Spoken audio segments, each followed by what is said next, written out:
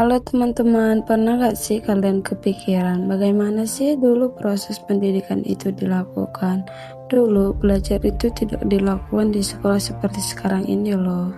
Dulu pada masa prasejarah, belajar dilakukan di rumah, hutan, sawah, atau lingkungan sekitar saja. Yuk kita telusuri bagaimana sih proses pendidikan pada masa prasejarah dilakukan.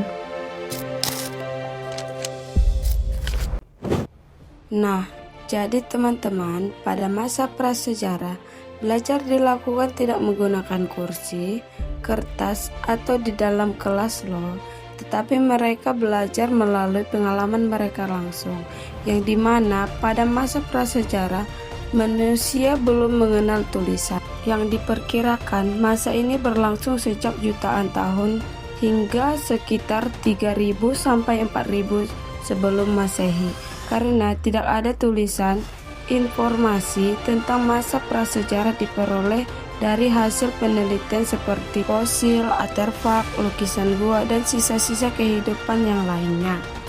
Masa ini berakhir ketika manusia mulai mengenal sistem tulisan yang menandai awal masuknya zaman sejarah.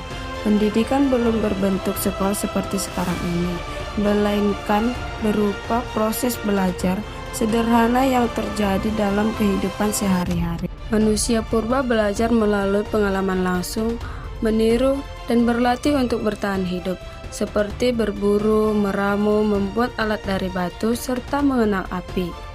Pendidikan pada masa ini biasanya diajarkan oleh orang tua atau anggota kelompok yang lebih tua kepada generasi muda, sehingga perkembangan zaman terutama saat manusia mulai hidup menetap dan mengenal bercocok tanam, pengetahuan yang diajarkan justru semakin berkembang, seperti teknik bertani, beternak, dan membuat tempat tinggal, sehingga pendidikan mulai berperan penting dalam mempertahankan dan mewarisi budaya serta keterampilan untuk bertahan hidup. Nah, jadi teman-teman, begitulah pendidikan terjadi pada masa prasejarah, dan kita bisa melihat bagaimana pendidikan dilakukan pada zaman tersebut. Semoga pembahasan ini dapat membantu pemahaman kalian tentang proses pendidikan pada masa prasejarah, dan sampai jumpa di video selanjutnya.